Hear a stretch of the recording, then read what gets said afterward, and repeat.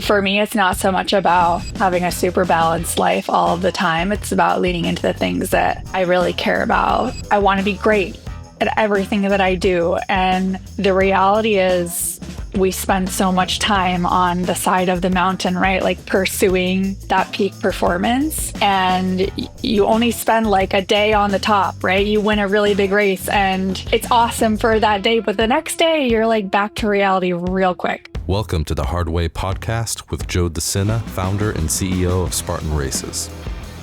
We're teaching you how to overcome your obstacles in your life the same way we teach our 10 million plus Spartans to overcome obstacles on the course, with insight from the smartest, most accomplished experts from every corner of the world. Get ready to elevate your life today. Joe Sena here, CEO and founder of Spartan and host of the Hard Way podcast. Got a really good one for you today. I got a mom, Ironman triathlete, Chelsea Sodaro. She gives birth 18 months later, heads out to the Ironman World Champs. She wins it, 2022 Ironman World Champ. It's hard enough to be a mom. It's incredibly hard to be a mom and an Ironman World Champ all within 18 months. Welcome aboard, Chelsea. Thanks so much for having me. What's the secret? I mean, all of us want to, have the superpowers you have, want to be as athletic as you are. Like, what's the secret? You just wake up one day and you're like, I just don't want to be ordinary anymore? I definitely am not a superhero. I am just like everybody else, doing their best and trying to be like excellent in every aspect of my life. And there are highs and lows with that, but the big days are really magical and I have lots of ordinary days too. Lots of chances for you to micro quit, right? During each day, during each week. Like, I just don't want to hang in there anymore. I don't want to eat as clean as I'm eating. I don't want to go to bed that early. Like, how do you deal with that? What the ordinary people deal with. I get asked a lot, how I do it all, which I don't think a lot of moms don't really enjoy that question, right? Because we're just doing our best, like juggling all of the balls in the air. But for me, it's not so much about having a super balanced life all of the time. It's about leaning into the things that I really care about in the different seasons of the year and of my life. And hopefully, at the end of my career, it will have been, pretty balanced between my family and my work. But on the day to day, I'm either like really leaning into being a mom because it's off season or I'm recovering from a race, or I'm really focused on a big goal that I have coming up, and I'm not spending quite as much time with my daughter as I would like to, but we fit in small moments when we can of really great presence. What's awesome about that is, as I've been getting asked for 30 years about work-life balance, and I don't know anything about work-life balance because I grew up in a neighborhood where there'd be a mom like you, not necessarily an iron woman, but a mom that was helping the husband run a tow truck business that they owned. And she'd be cooking pasta and making sauce for the kids and calling in, on her two-way radio and at the same time for the business. And the dad would run it, right? And so you just had to integrate it all. And so in your description, I say that's like work-life integration. You agree with that, or? Absolutely. It's so interesting because I was really quite ambitious when I chose motherhood as far as what I wanted my career and work life to look like with a baby. And I was super naive and I thought, I'll like pop this baby out and I'll take a couple weeks to recover and then I'll get right back into it. And I had this like very clear plan of how I would get back to training and how I would get back to racing. And it was super challenging. And I wouldn't necessarily recommend what I did to anybody else because I think there are like some longer term repercussions of like rushing your body during that period of life. But it was so intense and so hard. And in some ways now, there are certain parts of that juggle of motherhood and sport that are easier. But in other ways, like my kid is 4 now.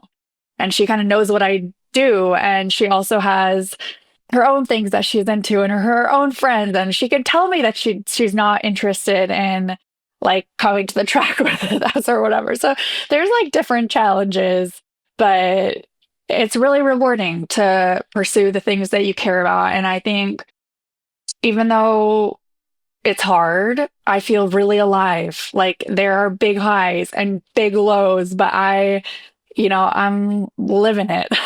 No, and you have to, right? And you have to. You better be, and it sounds like you are, you better be like really soaking it all in, because otherwise it passes by. And what was it all for?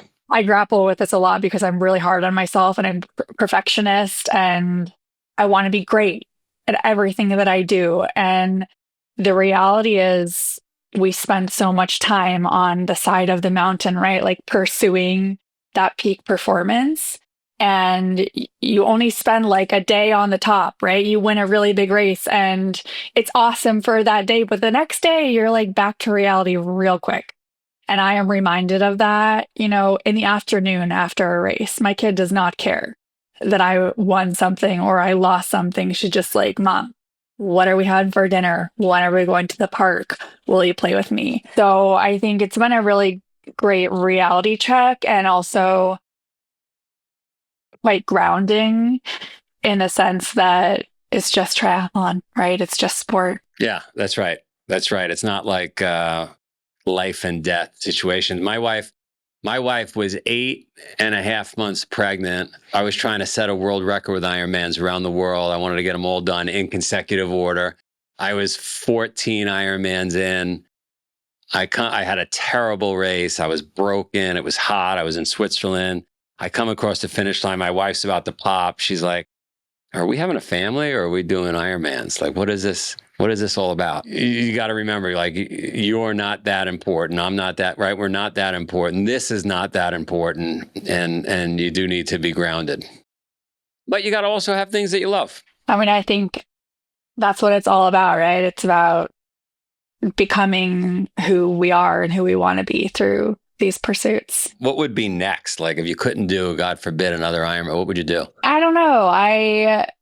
I'm like quite mission driven. I think one of the great gifts of this journey that I've been on is how it's connected with so many people and moved so many people. And I say to my husband, it's not like me, it's the story and showing what's possible and kind of inspiring other people to pursue the things that make them feel alive, even like in the midst of super busy, demanding lives with family and work. So I guess the sport has given me so much. It's like given me my life in a lot of ways. And I feel quite motivated to give back and make it more accessible for women and moms to pursue whatever big goals they have. I don't know what that's going to look like, but yeah, we'll see. Where do you live now? Where are you? What state? I live just outside of Boulder, Colorado. All right. So you have an advantage with the altitude. We got to get you to a Spartan or a Tough Mudder event if you haven't done one. I'd love that. That'd be fun. I've never done one. Since I've seen, all the worlds of endurance, I would say we're more like the dark side, where it's dirty and there's barbed wire and there's ropes. And, when I was in triathlon, it's much more precision and sterile and clean and measured. And this is like messy. You got to get gritty. Yeah. I think it's so interesting because when you watch the best Ironman athletes compete, it looks they're just so good, right? They look like so dialed. But then if you get like up close and personal and you're really like in it racing, you got to grind, right? You're like on the edge for a lot of the race and making quick decisions. And yeah, it's like messy, right? But it's all about who problem solves the best. Well, so let's go back to those earlier questions. What would you recommend for folks out there that are just trying to get through their day and be the best and win a gold medal that day? Like what tips and tricks have you learned in your craft that we could apply to our everyday life? Yeah, I think that we all live such busy lives these days. It's like a badge of honor that our calendars are packed from like sunrise to whenever, when we, our heads hit the pillows. And I guess I've tried to create more opportunities for like space and presence in my life. So I'm not so jam-packed, right? And that it just means creating like little moments of mindfulness and presence during my day, even if it is full and busy. So I have like a 15-minute mindfulness practice that I try to do most days. I do a mantra-based Vedic meditation, but you can do whatever. Just so you're like in touch with your breath and taking a break from the chaos. And then I also do a gratitude journal. And I think that gratitude comes easier for some of us than others, but it doesn't always come really easy for me.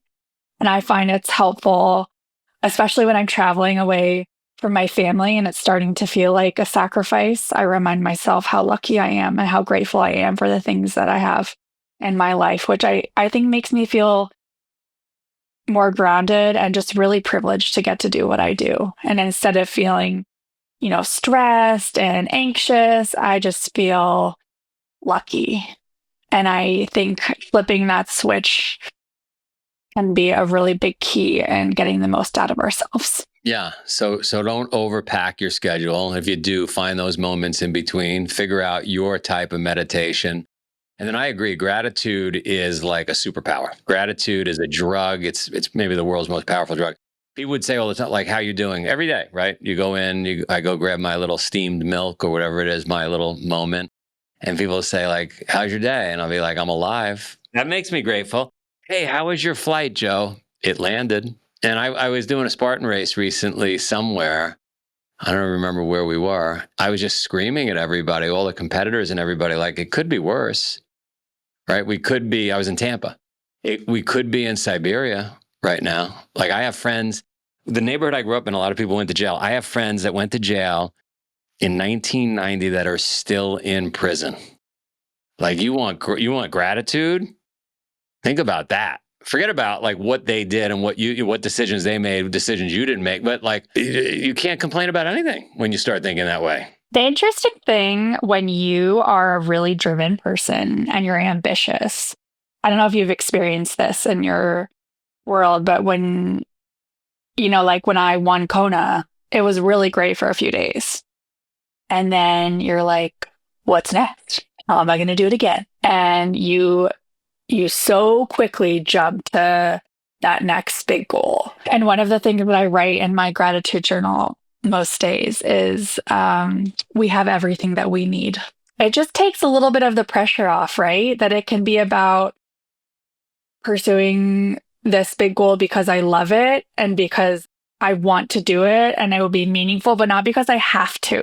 And I think when you take away that like pressure of I need to do this, it like frees you up to pursue the goal from a different place that I think is more productive and meaningful. I wrote a book recently with a co-author named Ben Askren. He's a big UFC fighter, wrestler, super thoughtful guy.